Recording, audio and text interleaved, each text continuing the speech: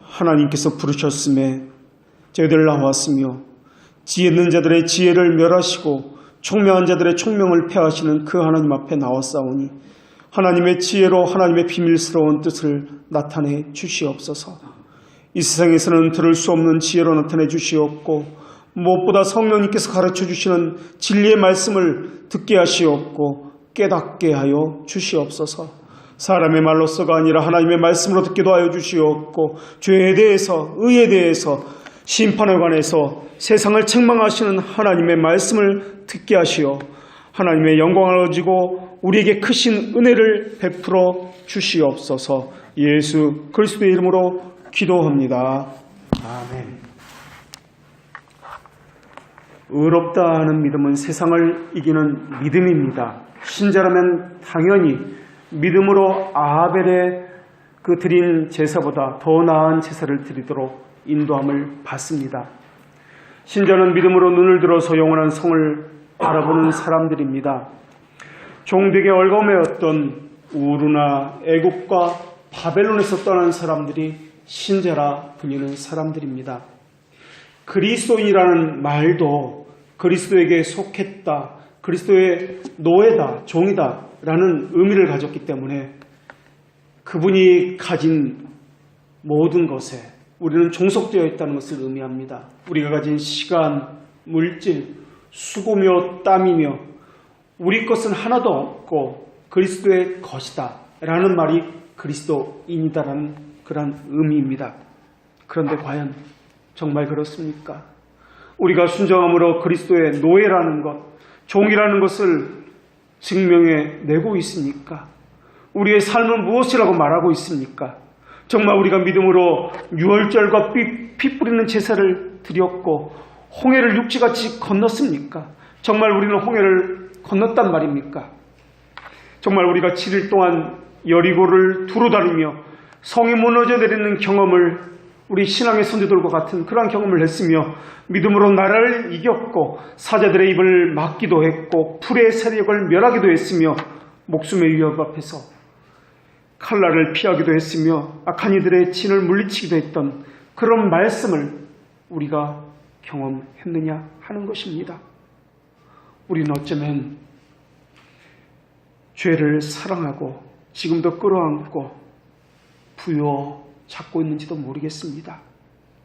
자신이 애지중지하는 죄를 숨기고 그 죄를 보존하기 위해서 얼마나 많은 회피가 있었으며 얼마나 많은 핑계와 항변과 시간을 지연함과 빠져나갈 구멍을 만들어냈는지 모릅니다. 그런데도 성경은 처음부터 끝까지 우리에게 요구하는 것은 믿음이었습니다. 그런데 우리는 믿음을 대체할 다른 행위들을 찾아 나셨습니다. 하나님은 믿음으로 세상과 또한 하나님으로부터 증거를 받았다고 말씀하셨습니다.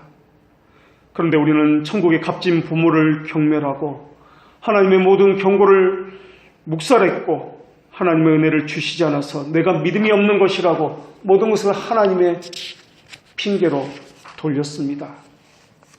신자는 믿음으로 죄사함을 얻습니다. 믿음으로 오래 참고 믿음으로 소망하며 모든 것을 견뎌내며 고난을 받으며 믿음으로 일을 가지며 믿음으로 살아가는 사람을 신자라고 이야기합니다. 그런데 오늘 본문에 보면은 믿음이라는 이 단어를 다른 말로서 표현하고 있는데 그것은 은혜라는 단어와 값없이라는 단어입니다. 여기서 알미니안주의자들이 말하는 믿음과 우리가 말하는 믿음이 다르다는 것을 알 수가 있습니다. 알미니안들이 말하는 믿음은 믿음을 조건이 돼서 은혜를 얻어내는 그러한 믿음을 이야기합니다. 그러나 우리는 믿음을 값없는 선물이다 라고 이야기합니다. 이것을 다른 말로 은혜다 라고 이야기합니다. 알미니안들은 예지 예정을 하나님이 미리 아신다라고 말을 하면서 사실은 그 말보다는 믿음의 결정 여부가 하나님이 아니라 자기 자신에게 달렸다는 그러한 의미로서 이 예지 예정이라는 단어를 사용합니다. 그러나 그렇지 않습니다. 우리에게 그 믿음의 여부가 달려있는 것이 아니라 내 결정에 의해서 믿음이 주어지고 주어지지 않는 것이 아니라 하나님의 주권적인 방법과 강권적인 은혜에 의해서 믿음이 주어진다라는 것입니다. 그래서 알미니안 주자들의 해석에 따르면 오늘 본문에서 은혜라는 단어와 또한 의롭다 하는 이 단어는 서로 다른 의미로서 사용되고 있다라고 해석이 되어질 것입니다. 은혜와 의롭다는 이 말을 다른 말로 바꿔보면 사랑과 공이라는 말로 바꿀 수 있을 것입니다. 청교도인 리처드 후커라는 사람은 자신이 쓴 유다서 주에서 이렇게 고백했습니다. 우리는 믿음으로 의롭다함을 얻었습니다. 의롭다함을 입었기에 우리는 모든 죄는 이미 덮여졌습니다. 하나님께서 우리를 전가된 의 속에서 보시며 결코 우리가 범한 죄 속에서 우리를 보시지 않습니다. 의의 전가는 모든 믿는 영혼들의 죄를 덮었습니다. 하나님은 우리의 죄를 사하심으로써 우리의 죄를 제거하셨습니다.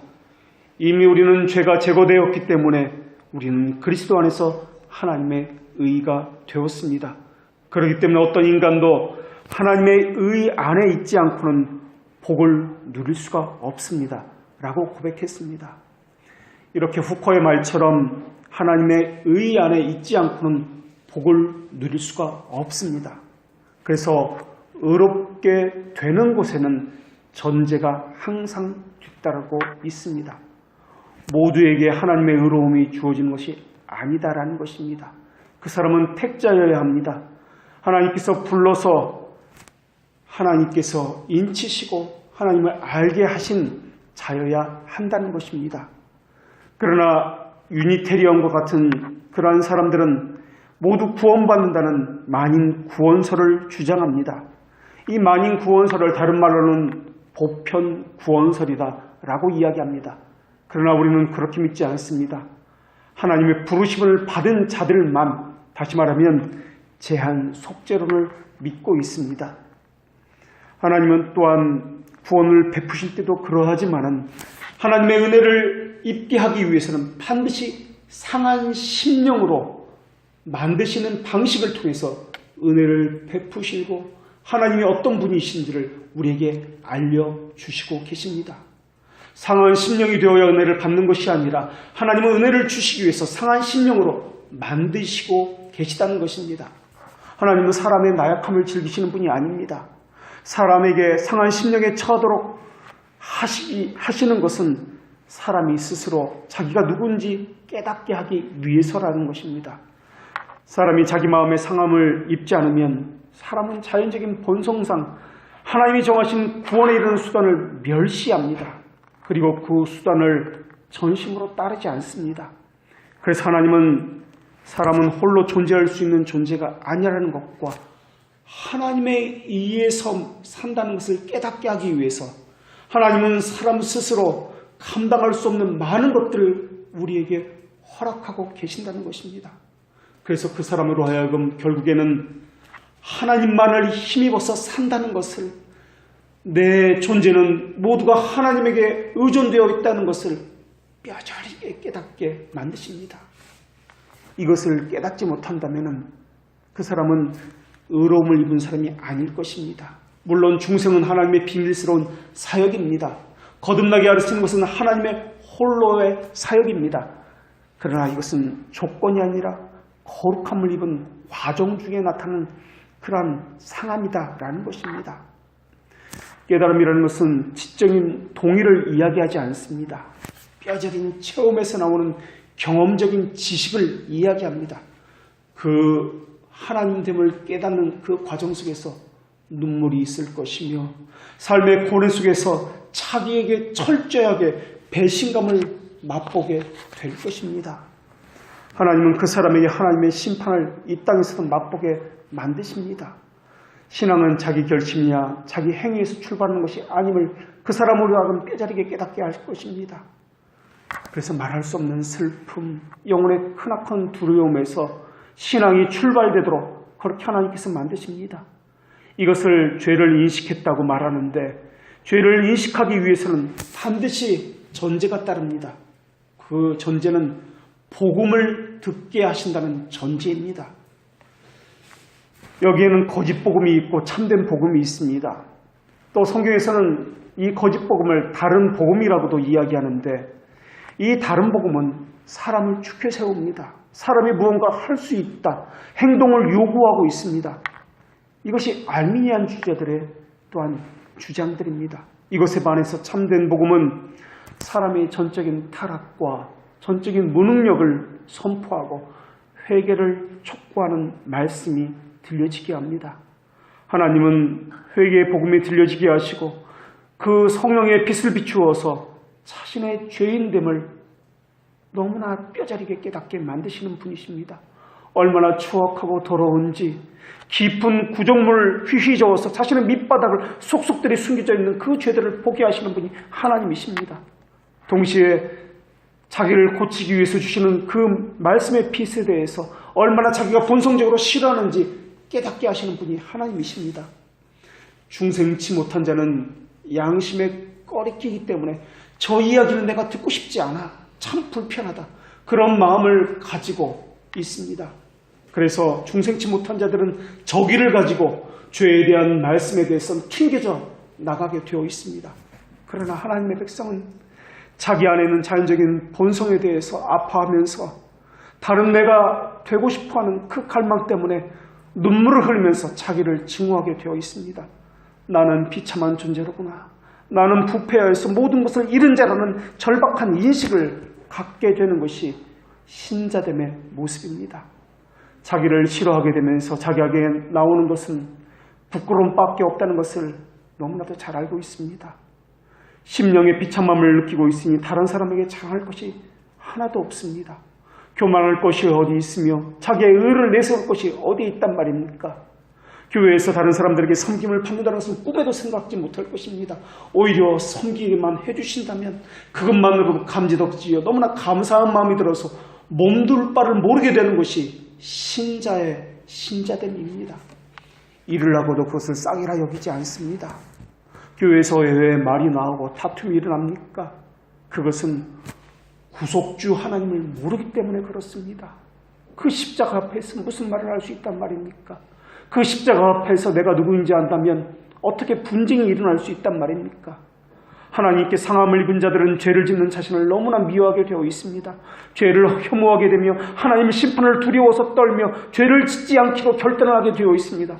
그러나 결단을 하고 또 결단을 하지만은 여전히 그 자리에서 넘어지는 자신의 모습을 발견하게 되면서 철저히 눈물을 흘리면서 자기 자신에 대해서 절망하게 됩니다. 하나님의 상함을 입은 사람은 그래서 절대로 자기 자신을 의지하지 못하게 되어 있습니다. 아예 삶의 용기마저 잃어버리게 됩니다. 눈물로 참여하는 통해가 그 사람의 양식이 되었고 죄를 짓는 자신을 향해서 늘 아파하면서 자신이 죄인으로 밝혀지는 그것이 너무나 아프고 고통스러울지라도 그러나 그 사람은 자신에게 다가오는 그 빛을 피하지 않습니다. 오히려 말씀 앞으로 자기를 다가가게 해서 자신의 내면을 살펴보려고 하고 하나님의 말씀이 주어지지 않으면 죽을 것 같은 다급한 심정, 갈급한 심정을 갖게 되어 있습니다. 그리고 그 말씀 앞에서 오호라, 나는 공고한 자로다, 나는 죽은 자로다 하면서 큰 소리도 내지 못하고 겨우 흐느끼는 신음소리를 내면서 구원의 길이 어디에 있는지 찾게 되어 있습니다. 이것이 신자로 만들어져가는 그 첫 번째 과정입니다. 이 사람에게는 두 번째 증거가 필요한데 하나님 여기서 멈추는 것이 아니라 이 사람을 계속 빚어 가십니다. 첫 번째, 두 번째 증거라고 하는 것은 논리상의 표현이지 꼭 순서가 이렇다는 말은 아닙니다. 성령님은 믿음 안에서 일으키는 위로로 이 사람 안에서 죄에 대해서 죽고 의에 대해서 살리시는 영 살리기가 있게 하십니다. 죄를 인식하고 절망하게 되고 하나님을 두려워하게 되고 자기를 싫어하게 된 이후에 이 사람은 오직 하나님의 자비하심만을 바라보게 되어 있습니다. 이때 하나님은 사람을 통해서 보내시든지 다른 방법을 통해서든지 말씀이 그 사람의 귀에 들려지게 하십니다. 그전에는 들리지 않던 말씀이었습니다. 하나님은 하나님의 일을 하실 때는 반드시 은혜의 방편인 말씀을 통해서 일을 하시는 분이십니다. 그래서 종교개혁자들은 쿰베르보의 신앙이다 하여서 성령님은 항상 말씀과 함께 역사한다라고 그렇게 이야기하였습니다. 기도도 하나님의 말씀에 종속되지 않으면 은혜의 방편이 아니라 자기 욕망의 분출구에 불과할 뿐입니다. 이때 하나님의 말씀이 들려지기 시작하면서 마음에 그 말씀이 새겨지기 시작할 것입니다.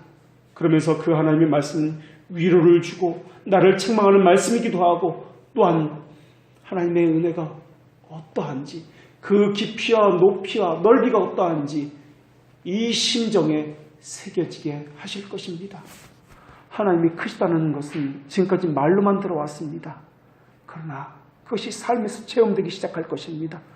그것이 신비에 새겨진 사람은 같은 말씀을 들어도 감정이 남다를 것입니다.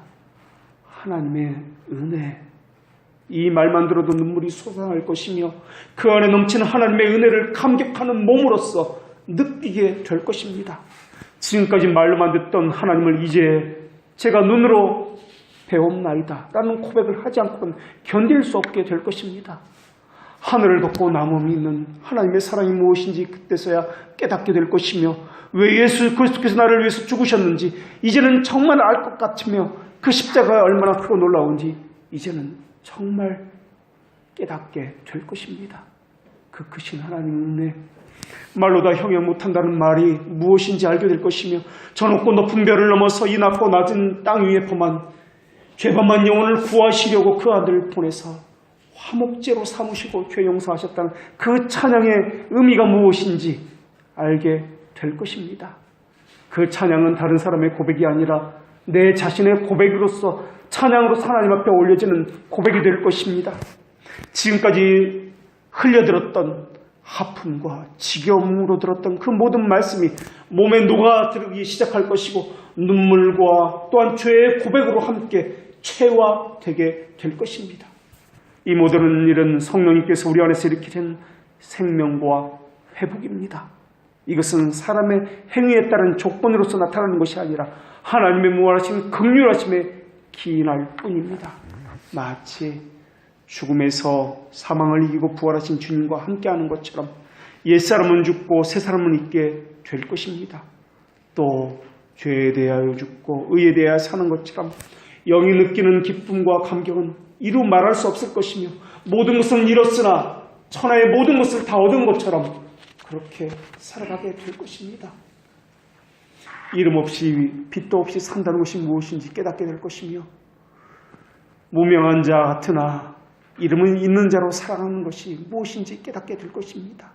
이때 스며들어온 그 마음은 하나님의 성품에 따라 교만하지 않게 될 것이며 자랑하지 않을 것이며 오히려 신중해지고 분별하며 살아있게 될 것이며 하나님의 자비하심으로 다른 사람의 죄들을 용서할 수 있게 될 것입니다.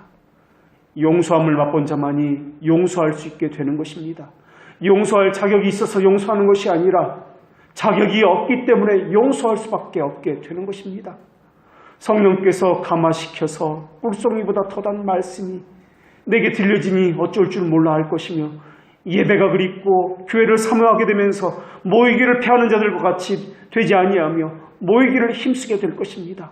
그러면서 새로운 생각과 새로운 감정으로 하나님을 향한 열망으로 가득 차게 될 것이며 그 삶에서는 의의 열매를 맺게 되어 있습니다. 하나님께 붙들린 사람이 드리는 예배는 뭐가 다를 것입니다. 너무 오래 서 있으니까 다리가 아프고 지겹다는 말도 나오지 않을 것입니다. 너무 순서가 많아서 헷갈린다는 말도 나오지 않을 것입니다. 찬송 하나를 부를지라도 너무나 감격스러워서 그것이 체화된 내 고백이기 때문에 내게 하시는 하나님의 말씀으로 음성으로 들리게 될 것이며 나를 위로하시는 하나님의 말씀으로 들려지게 될 것입니다. 말씀 하나를 들어도 찬송 하나를 불러도 어찌 그리 내 심정을 그리도 세밀하게 아시는지 몸둘 바를 몰라 고백함으로 듣게 될 것이며 또한 부르게 될 것입니다. 찬송하다 눈물이 솟아나게 될 것이며 말씀을 듣다가도 내 죄악됨에 대해서 그리고 하나님의 크신 은혜에 대해서 깨닫게 될 것이기 때문에 눈물이 솟아나게 될 것입니다. 그것이 그리스도인이라 불리는 신자됨의 모습입니다. 신자가 아닌 사람은 이것이 무슨 말인지 모르게 되어 있습니다.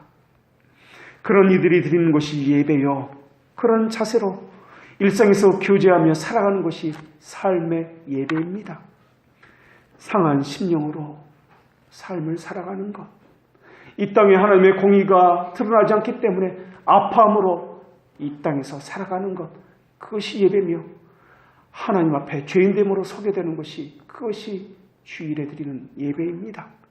이들이 드리는 눈물, 물질, 기도, 자신의 땀과 수고를 올려 바치는 것이 진정한 헌상입니다. 내 형편에 이 정도면 되겠지 해서 머리 굴려가지고 내는 것을 헌금이라 하지 않습니다. 불쌍한 사람을 도와주는 것을 불이웃돕기 헌금이라고 합니다. 하나님은 불쌍한 이웃이 아닙니다. 우리의 예배를 받아서 그거 가지고 하나님께서 무엇 하시겠습니까? 천하의 주인 신분이 천천의 수양과 만만의 기름으로 무엇을 하시겠습니까? 하나님은 더러운 재물을 더 이상 가져오지 말라고 하시는 분이지 않습니까? 우리가 무엇을 가지고 여호와 앞에 나아가며 높으신 하나님께 경배할 수 있단 말입니까? 1년 된 송아지를 가지고 하나님 앞에 나아가면 하나님께서 그것을 받아주신단 말입니까? 자기 허물을 위해서 마다들을 드리며 내 영혼의 죄를 위하여 내 몸의 열매를 드리면 하나님께서 받아주신단 말입니까? 헌상이라는 말은 자기를 드리되 하나님을 높인다는 의미를 가지고 있습니다. 하나님을 높이는 것이 헌금이요 또한 예배라는 것입니다. 우리의 행위는 물론이고 우리의 감정이나 우리의 지성에서 하나님을 업신여김을 받는 것이 있다면 그것을 다 제거해내야 하는 것입니다. 우리가 하나님의 그 심판대 앞에 설 때 무엇을 가지고 설 수 있단 말입니까? 무엇을 가지고 잘하였다 충성된 종아라고 칭찬을 들을 수 있단 말입니까?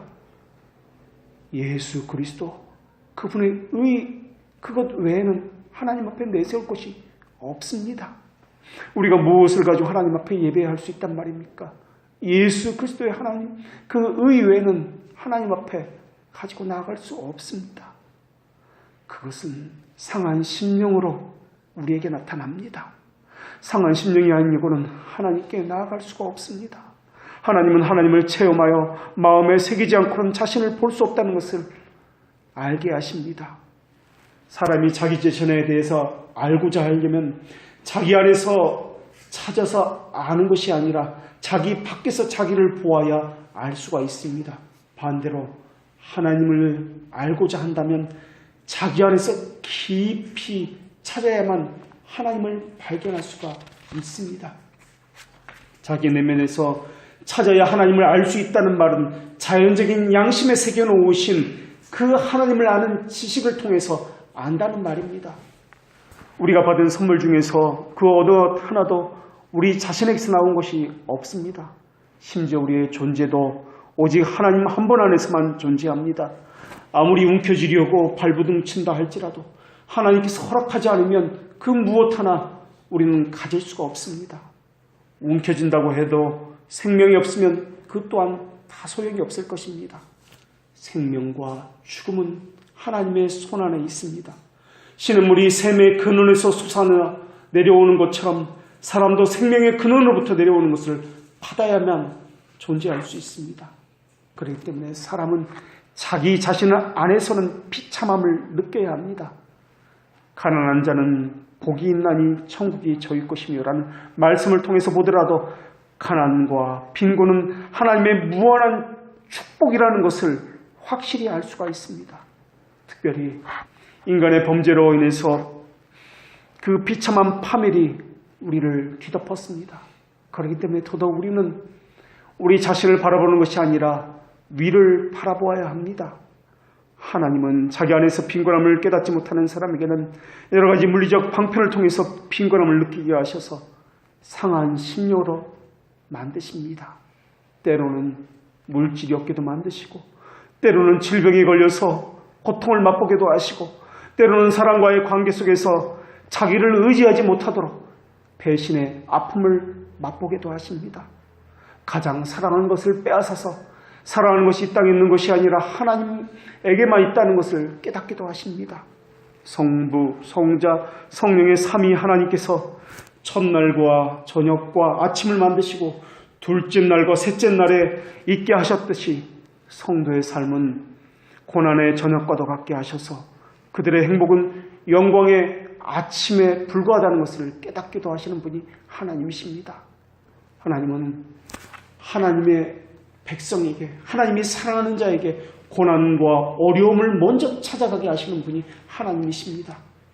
가나안으로 들어가는 길에는 광야를 통과하는 길이 있었습니다. 하나님은 우리 신앙의 선배들에게도 이렇게 말씀하셨습니다. 그들이 눈물 골짜기를 지나갈 때 우리가 하나님의 나라에 들어가려면 많은 환난을 겪어야 할 것이다. 이것이 하나님의 말씀이었습니다. 우리 주님은 또 이렇게 말씀하셨습니다. 세상에서는 너희가 환난을 당하나 담대하라. 또 우리 주님께서는 우리 그리스도 안에는 예수 안에서 경건하게 살고자 하는 자는 박해를 받으리라. 우리의 안식은 이 세상에 있지 않음을 알려주기 위해서였습니다. 이 세상에 있는 것은 오직 고생의 방주요, 헛됨의 학교요, 기만의 전시장이 오류의 미로입니다. 또한 황량한 광야요, 건조하고 마실물조차 없는 돌투성의 들판입니다. 폭풍이 몰아치는 험한 바다요, 범람하는 시내요, 온갖 비참하로 가득한 눈물의 골짜기가 우리가 걸어야 할 이 땅에서의 삶입니다. 우리는 굶주림과 배고픔 때문에 우리의 결함을 찾을 뿐만 아니라 두려움의 눈을 뜨고서 겸손함을 배우게 될 것입니다.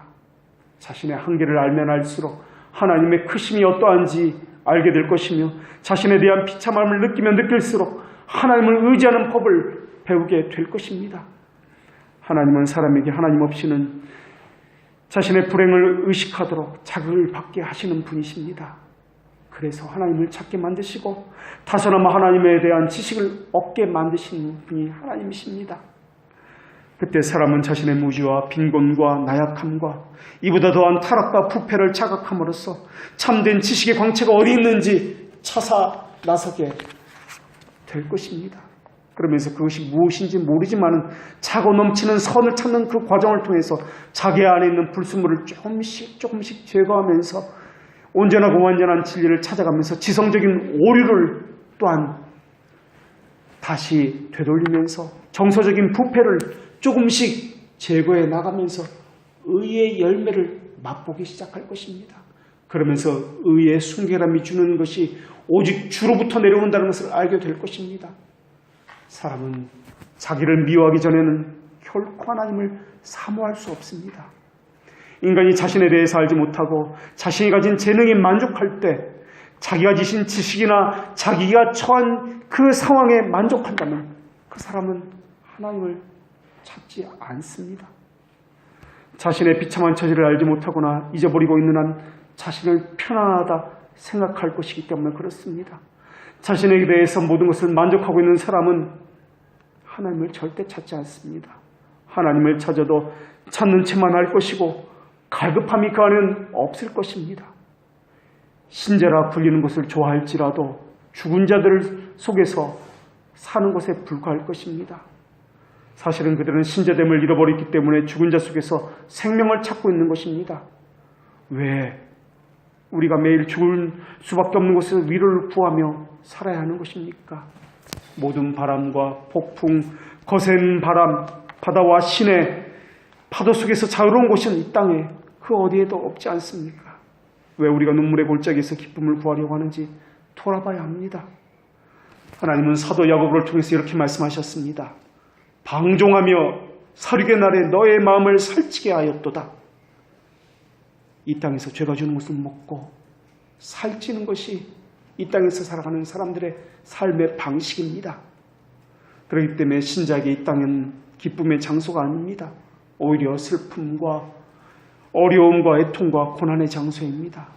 신자에게는 이 땅은 작은 만족을 얻기 위해서 천국을 잃어버린 어리석은 아담의 후손들처럼 살아서는 안 된다는 것을 교훈하는 장소입니다.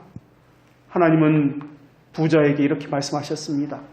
너는 살았을 때 좋은 것을 받았고 나사로는 고난을 받았으니 이것을 기억하라. 이제 그는 여기서 위로를 받고 너는 괴로움을 받느니라. 악한 자들이 누리는 모든 쾌락은 이 땅에서입니다. 그러나 경건한 자들은 이 땅에서 눈을 돌려 하나님을 바라봅니다. 그리고 오직 하나님의 자비하심만을 바라보게 되어 있습니다. 그렇기 때문에 하나님은 하나님이 사랑하는 백성에게 자기의 비참함을 깨닫게 해서 예수 그리스도의 십자가를 바라보게 만드십니다. 거기에 자신의 정과 욕심을 못 박는 것이 무엇인지 배우게 하십니다. 얼마나 아픈지 모릅니다. 그것을 위해서 하나님은 사랑하는 백성에게 가난함과 빈곤함을 뼈저리게 느끼게 하시고 무뎌진 자신의 양심을 일깨워서 하나님을 만나게 하십니다. 질병을 통해서든지 물질의 없음을 통해서든지 어떤 방식을 통해서든지 하나님께서 사랑하는 자에게 그 빈곤함을 느끼게 하십니다. 아픔이 있습니까? 고통이 있습니까? 또한 여러 가지 문제로 고통 가운데 있습니까? 하나님이 사랑하는 방식임을 깨달으십시오. 그러나 하나님은 거기서 그치시는 분이 아니라 손으로 이끄시는 것처럼 우리를 인도해서 예수 그리스도 안에서 의로움을 발견하게 하십니다. 자신의 지성적인 부패성을 보게 하시고 감성의 부패성을 보게 하시고 행위의 부패성을 보게 하심으로써 자기에게 만족하지 않는 법을 배우게 하시고 또한 하나님의 의지하는 법을 배우게 하십니다. 하나님은 사람들을 향해서 지렁이 같은 너 야곱아, 또한 티끌과 재라고 말씀하셨습니다. 사람은 하나님의 말씀 안에서 주어진 해결책을 받아들이는데도 너무나 느리고 둔합니다. 하나님께서는 사람들에게 가르쳐 알고 깨우치시는데 사람들은 그것을 받아들이지 아니하고 또한 깨우치는 데 많은 시간을 소요합니다. 어떤 사람은 10년이 걸리고 어떤 사람은 40년이 걸리고 또 어떤 사람은 죽기 바로 전에 깨닫게 됩니다. 자기의 고집으로 가득 차서 자기 생각과 자기 판단을 옳다라고 또한 여깁니다. 그래서 자신의 고집을 꺾지 않고 바꾸려 하지 않습니다. 거기다 자신이 가진 막연하고 모호한 이해력을 가지고 재판자신 하나님에 대해서 사람이 무엇이건데 판단하여서 하나님께서 이러실 수가 있습니까? 라고 하나님의 영원한 거룩함과 가치에 대해서 그렇게 정죄하고 또한 자기 스스로의 그 틀 속에 하나님을 잡아 끌어내립니다.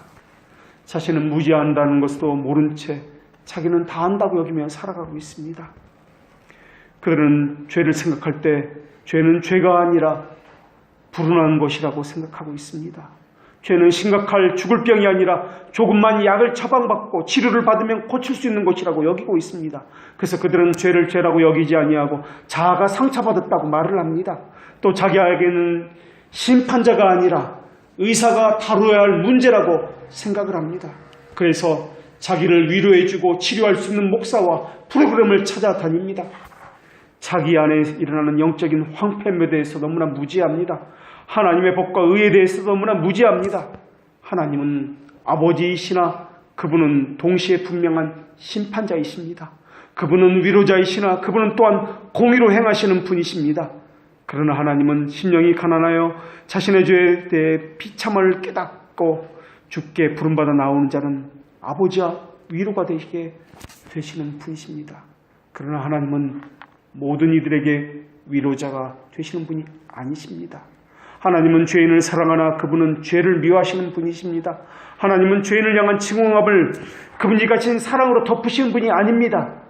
반대로 그분이 가진 사랑을 그분이 가진 공으로 덮으시는 분도 아니십니다. 하나님은 하나님이 가진 그 어느 것도 상함이 없도록 지키시는 분이십니다. 그래서 그 어느 것에도 하나님은 하나님이 가지신 것을 양보하는 분이 아닙니다. 우리가 보기에는 하나님의 은혜와 의로움은 조화를 이룰 수가 없습니다. 그러나 하나님은 율법과 복음은 서로 대치하는 것이 아니라 조화를 이루고 서로 손을 맞잡고 화해하도록 만드셨습니다. 만약에 그렇게 하지 않았다면 죄인과 거룩하신 하나님과의 교제는 있을 수 없기 때문에 그렇습니다. 하나님은 어느 것 하나를 버려서 다른 것 하나를 취하시는 분이 아닙니다. 하나님은 그 모든 것을 다 취하시는 분이십니다. 그러나 사람은 사람 편에서 이 문제를 해결하려고 수많은 시도를 해왔습니다. 프로그램을 만들어서 이것을 하면 마치 무엇인가 하나님의 화해를 받을 수 있을 것처럼 여기기도 했고 이것만 하라면 하나님의 은혜를 받을 수 있을 것처럼 여기기도 했습니다. 그러나 사람의 모든 시도는 헛된 것이었고 하나님 앞에서 오히려 그러한 모든 것들은 가증한 것이 되었습니다. 사람의 시도는 항상 율법 앞에서 복음이 율법에 굴복하도록 만들었습니다. 또는 율법이 복음에 굴복하도록 만들기도 했습니다. 그러나 하나님은 율법도 복음도 그 모든 것도 만족하고 어느 것도 버리는 분이 아니십니다. 어떤 사람은 하나님의 사랑에 너무 취해서 하나님의 공의는 어디에도 없는 것처럼 그렇게 생각했습니다. 그러나 하나님은 공의와 사랑을 모두 나타나는 방식으로 일을 하셨습니다. 하나님의 사랑은 크고 높고 또한 하나님의 공의는 너무나 엄밀하고 순결하여서 그 영광스러움을 어디에서 찾아볼 수도 없게 하셨습니다. 하나님의 공의와 사랑은 완전하고 충족되었습니다. 하나님의 사랑과 공의는 사람의 방법으로는 생각해낼 수 없는 방법으로 우리에게 나타났습니다.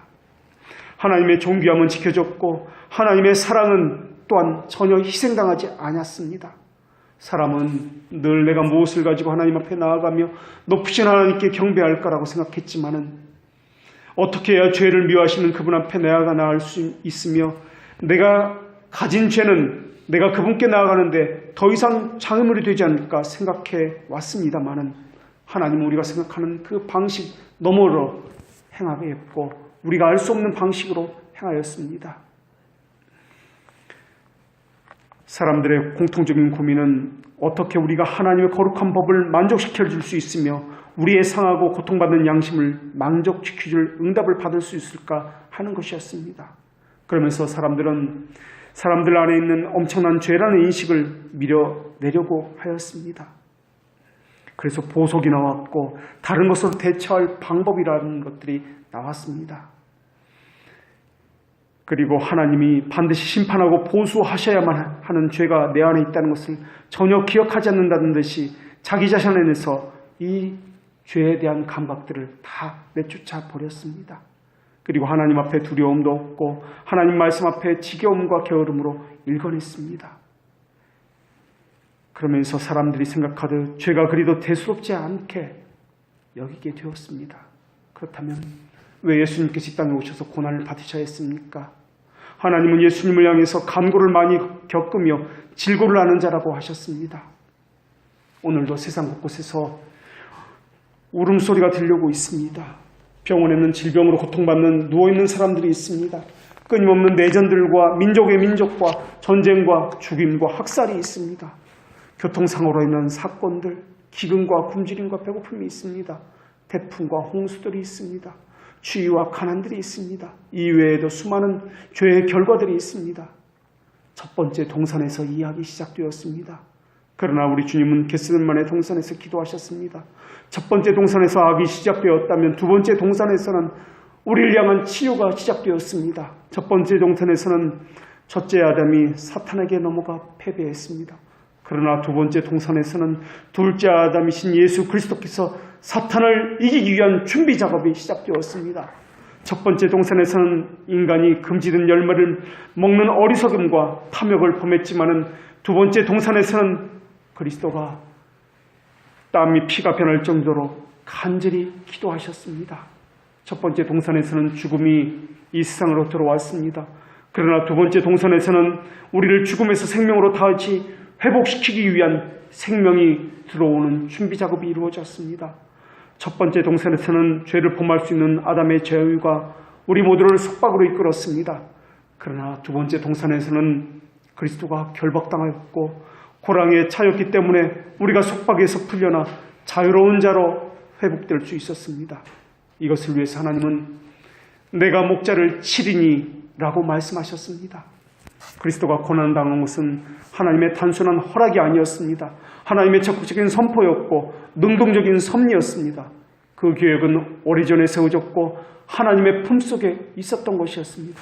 그리고 마침내 하나님은 인간의 자발적인 행위를 통해서 그 일을 계획하신 그대로 세상에 나타내 보이셨습니다. 그 계획은 창세 이전부터 가지신 계획이었습니다. 때가 참에 그 일이 나타났습니다. 하나님의 놀라운 지혜는 하나님의 계획을 위해서 사용되었습니다. 그 일은 오래전 스가랴의 책에 기록되었고 하나님의 책에도 기록된 계획이었습니다. 그리스도는 영원전부터 어린 양이 되도록 미리 정하여 주셨고 그리스도의 고난은 오래전 하늘 회의에서 이미 결정되었던 것입니다. 하나님께서 죄를 알지도 못하는 이를 우리를 대신하여 죄로 삼으신 것은 우리로 하여금 하나님의 의가 되게 하려 하심이었습니다. 우리 주님은 우리의 자리와 우리의 책임을 대신하셨습니다. 시편에서는 우리가 그분의 것이 아닌데도 그분의 것인 양 여김을 받았다라고 말씀하고 있습니다. 그리고 그분이 당하신 감정과 고통에 대해서 하나님께서는 기록하신 말씀이 있습니다. 그 기록하신 말씀은 이렇습니다. 나는 물같이 쏟아졌으며 내 모든 뼈는 너그러졌으며 내 마음은 촛밀 같아서 내 속에서 녹았으며 내 힘이 말라 질그릇같이 내 혀가 이틀에 붙었나이다. 주께서 또 나를 사망의 진토에 두셨나이다. 개들이 나를 에워쌌으며 악한 무리가 나를 둘러 내 수족을 찔렀나이다. 여호와여 멀리하지 마옵소서. 나의 힘이여 속히 나를 도우소서. 내 영혼을 칼에서 건지시며 내 유일한 것을 개의 세력에서 구하소서. 나를 사자의 입에서 구하소서. 왜 우리 주님께서 기쁨 가운데 머물러야 했단 말입니까? 왜 그분이 통렬한 울부짖음과 무슨 상관이 있기에 진흙투성이의 수렁과 무슨 상관이 있기에 그곳에 머물러야 했단 말입니까? 왜 우리 주님은 많은 황소에게 둘러싸여 있어야 했단 말입니까? 왜 그분은 악한 무리에 사여서 자신의 몸을 내맡겨야 했단 말입니까? 바산의 힘센 소들은 왜 그분을 넘어뜨려야 했단 말입니까? 사나의 살아온 들깨의 세력은 왜 그분을 무너뜨리려고 그렇게 했단 말입니까? 왜 그분은 육신으로 살아가셨던 그 모든 날 동안 복종하시는 삶을 살아야 했단 말입니까? 무엇 때문에 지옥의 권세가 그분을 대적했으며 무엇이 그분을 올가매어야 했으며 무엇이 그분을 뒤에 흔들어야 했단 말입니까? 무엇 때문에 지옥의 권세가 그분을 넘어뜨려야 했단 말입니까? 바로 그분이 그러하셨던 것은 저와 여러분의 죄를 대신 지셨기 때문에 그러했습니다. 우리 자신을 대신하셨고 우리의 책임을 대신하셨기 때문에 그러했습니다. 우리는 첫사람 아담의 타락 이후에 뱀의 후손이 되었습니다. 그러나 그분은 뱀의 머리를 밟으시고 우리를 구원해 내셨습니다. 진노의 해일이 밀려왔을 때 그분은 자신의 희생으로 그것을 덮으셨습니다. 그분은 우리의 인생의 질고에 대해서도 말씀하셨습니다. 내 마음이 심히 고민하여 죽게 되었나이다. 그분은 심히 고민하여 죽음에 맛보기까지 인생의 고난을 쓴 자를 맛보셨습니다. 주께서 나의 사랑하는 자와 친구를 내게서 멀리 떠나게 하시며 나의 아는 자를 흑암에 두셨나이다. 주님도 이별의 아픔을, 사랑하는 사람의 죽음을, 그리고 몸소 믿었던 사람에게서 배신의 아픔을 맛보았으며 죽음을 맛보았습니다. 그분은 우리처럼 멸시를 당하였습니다. 사람에게 싫어한 바를 당하였습니다. 또한 고난을 많이 겪었으며 죄가 없으나 죄가 주는 고통이 무엇인지 아는 분이셨습니다. 우리 주님께서는 이렇게 말씀하셨습니다. 친히 나무에 달려 그 몸으로 우리 죄를 담당하셨으니 이는 우리로 죄에 대하여 죽고 의에 대하여 살게 하려 하심이라. 저가 채찍에 맞음으로 너희는 나음을 얻었나니. 또한 우리 하나님은 이렇게 말씀하셨습니다. 그는 실로 우리의 질고를 지고 우리의 슬픔을 담당하였거늘. 그리고 그분은 그 형벌을 다 받으시고 이렇게 말씀하셨습니다. 다 이루었다. 시편 기자는 우리 주님께 이렇게 기도하셨습니다. 여호와여 주의 노로 나를 책하지 마시고 주의 분노로 나를 징계치 마소서. 주의 살을 나를 찌르고 주의 소리니 나를 심히 누르나이다. 이러한 기도는 죄인의 기도일 것입니다. 우리의 고백과 기도도 그리 되어야 되는 것 아니겠습니까? 사람들의 수많은 조롱과 업신여김과 멸시를 받는 노아와 같은 일은 이 땅에서 어떻게 해야 하는 것입니까? 노아와 그 가족을 위해서 경이로운 방주를 짓게 하신 분이 멸시하는 자들의 손에서 구원하기 위해서 우리를 위한 구원의 방주를 내어주시지 않겠습니까? 노아의 방주는 수많은 멸시와 조롱과 인내와 눈물 가운데 업신여김 가운데 지어진 방주였습니다. 사람들이 비웃음 가운데 지어진 방주를 보십시오. 그 비웃음 가운데 지어진 방주였지만 하나님의 심판이 있게 되자 그 어떤 폭풍도 그 방주를 넘어뜨릴 수가 없었고 깨트릴 수가 없었습니다. 지금은 구원을 받을 만한 때라고 얼마나 소리치며 외쳤는지 모릅니다. 어쩌면 노아도 너무나 많은 시간을 기도를 했기 때문에 이렇게 기도했는지도 모르겠습니다. 내가 피곤하고 심히 상하였으며 마음이 불안하고 신음하였나이다. 그러나 하나님은 노아를 끝까지 인내하게 만드셨습니다. 그리고 하나님의 때가 이름에 하나님의 일을 보이셨습니다. 어쩌면 오늘 우리도 주여 나의 모든 소원이 주의 앞에 있사오니 나의 탄식이 주의 앞에 감추지 아니하였나이다. 이렇게 기도하는 중에 있는지도 모르겠습니다. 어쩌면 나는 심히 고민하여 죽게 되었나이다라고 기도하는 사람도 있을지도 모르겠습니다. 그러나 그리스도의 위대한 진리를 들어보십시오. 내가 다 이루었노라. 번제단의 피가 제단 위에 뿌려졌고 하나님은 그 제물의 향기를 흠양하시고 그 제사를 받으셨습니다. 십자가는 마침표가 되었고 구원과 완성의 보증이 되었습니다. 이제 우리 주님은 이렇게 죄인들을 부르십니다. 오호라 너희 목마른 자들아 물로 나오라. 돈 없는 자들로 오라. 너희는 와서 사 먹되 돈 없이 값 없이 포도주와 젖을 사라. 가난하고 피곤하십니까? 우리 주님도 집이 없었고 머리 둘 곳이 없었습니다. 병약하고 질병의 고통을 겪고 있습니까? 우리 죽음도 죽음을 못 봤었고 나사로의 죽음 앞에서 눈물로 통곡하셨습니다. 배고픔과 목마름 가운데 있습니까? 우리 주님도 내가 목마르다고 말씀하셨고 배고픔 가운데에서 길거리에 무화과 나무 열매라도 먹으려고 하셨습니다. 홀로 있는 외로움과 배신의 아픔에 떨고 계십니까? 우리 주님도 사랑하는 제자들에게 배신의 아픔을 당하셨습니다. 악함과 불의의 재판을 받으시고 남몰래 눈물을 흘리고 그 어디에도 하소연할 곳이 없는 것처럼 그렇게 외로움 가운데 있으십니까? 우리 주님도 그러하셨습니다. 두려움과 생명의 위협 가운데 있습니까? 우리 주님은 공생애에서 겟세마네 언덕에서 법정에서 골고다 언덕에서 그리고 십자가에서 그 모든 것을 겪으셨습니다. 심지어 우리 주님은 음부에 떨어져서 그 모든 것을 몸으로 겪으셨습니다. 그분의 삶은 사탄의 시험과 추방과 쫓김과 살인의 위험과 배고픔과 목마름과 침뱉음을 당함과 매맞음과 사람의 모욕을 받아야 하는 삶의 연속이었습니다. 그런데 그분이 말씀하셨습니다. 내가 다 이겼노라. 그리고 하나님은 우리에게 이렇게 선포하셨습니다. 그 피를 인하여 너희는 나음을 얻었느니 그리스도 예수 안에 있는 속량으로 말미암아 하나님의 은혜로 값없이 의롭다 하심을 얻은 자가 되었느니라. 아멘. 기도하겠습니다.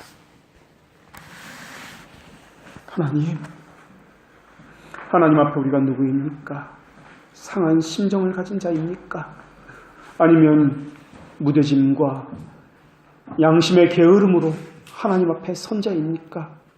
무관심할 뿐만 아니라 무각한 자들처럼 마음이 돌처럼 굳어져서 십자가에 못 박힌 예수 그리스도를 찾지도 아니하며 그 앞에서 내가 누구인지 깨닫지도 못하며 듣긴 들어도 듣지 못하고 보긴 보아도 보지 못하는 자들과 같이 그렇게 살고 있는 자들이라면 하나님, 우리로 하여금 십자가 앞에 우리가 누구인지 깨닫게 하여 주시옵소서. 오히려 근심 중에 부르짖게 하여 주시옵소서. 낮추시고 계속되는 공고로 우리의 마음을 낮추시는 하나님이시여, 하나님의 멸시를 했던 지존자의 뜻을 거역했던 모든 것들을 회개하게 하여 주시옵고 하나님의 은혜로 값없이 의롭다 하심을 입은 자로서 말씀의 가치를 알고 하나님을 잃어버린 자들과 같이 되지 않게 하여 주시옵소서. 오직 하나님께는 영광이요 예수 그리스도의 의를 입은 자에게는 평강이 있게 하여 주시옵소서. 예수 그리스도의 이름으로 기도합니다. 아멘.